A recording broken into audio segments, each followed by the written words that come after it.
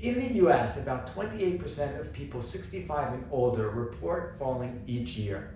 While not every fall results in a serious injury, about 37% of people do need to seek out medical care after a fall. And this can include head injuries or even a broken bone. So in this video, I'm going to review 3 risk factors for falling that you can look out for. And I'm going to review 3 aspects of an exercise program that can help reduce your risk of falling.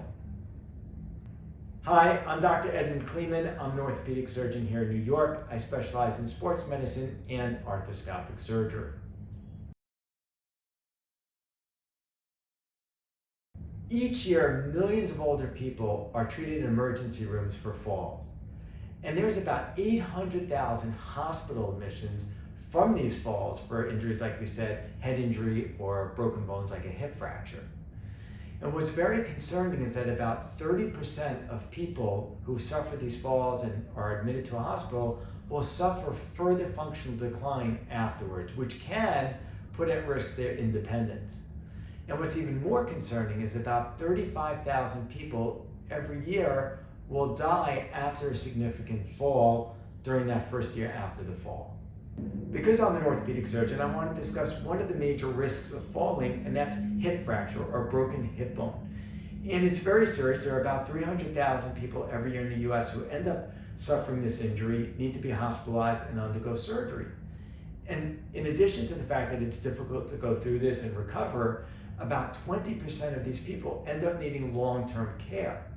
And about 30% of these people end up passing away within a year from their injury. The reason people tend to fall is usually a play of several different factors, and we're going to go through them now, and I want to discuss 3 of the big ones. So number 1 is muscle weakness, and there have done multiple studies, meta-analyses that have looked at this, and that older people who have more muscle weakness are at 1.5 to 3-fold increased risk of suffering a fall compared to those older people who maintain their strength. Now the second one is, as you can guess, balance, right? So studies again show that people who have poor balance have a much higher risk of falling. And again, the studies show about 1.5 to 3 times higher risk of falling if someone has poor balance compared to their peers who have normal balance. And the third one I want to discuss is problems walking. So about 45% of falls occur when somebody is walking. And I discussed in other videos that how fast somebody walks can be predictive of problems. And here too, people who walk very slow, it is predictive of a higher risk of them falling. And there was a study of people who were 75 and older.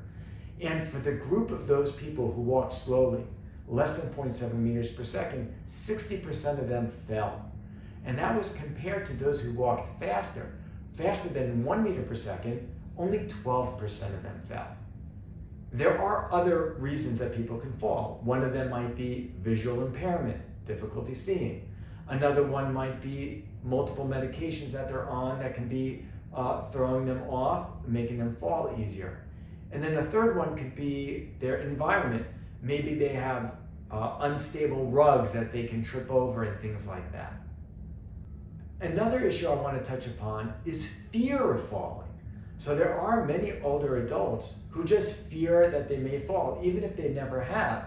And studies show that anywhere between 30 to 60% of people 65 and older do have some fear of falling.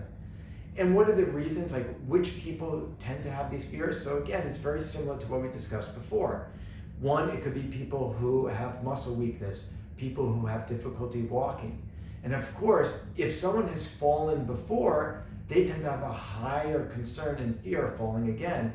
And studies show that people who did fall in the past have twice the risk of falling again in the future. What can we do to reduce this risk of falling in older people? So as you guessed, prevention is key, and that is exercise. There have been several meta-analyses with thousands of patients that show that those who are doing exercise can reduce their risk of fall-related injuries by 30 to 40%.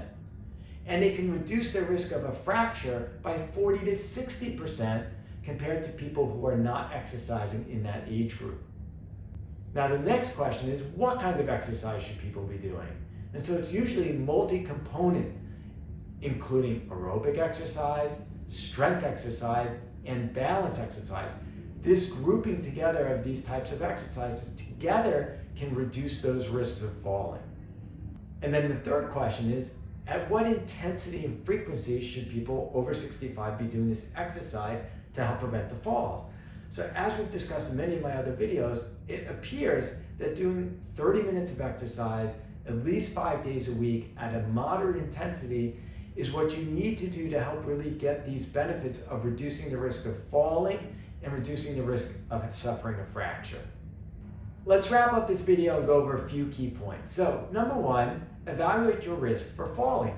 That may include checking your muscle strength, your balance, and your gait speed. Number two, incorporate an exercise routine that's multi-component, has aspects of aerobic exercise, strength exercise, and balance exercise, and try to do this at least 5 days a week for 30 minutes at a moderate intensity.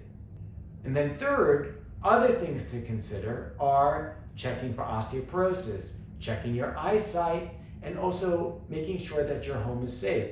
Remove loose rugs or maybe put in handlebars in the bathroom. If you found this video helpful, please click the like button below and subscribe. Thank you for watching. I look forward to seeing you in my next video or in my office.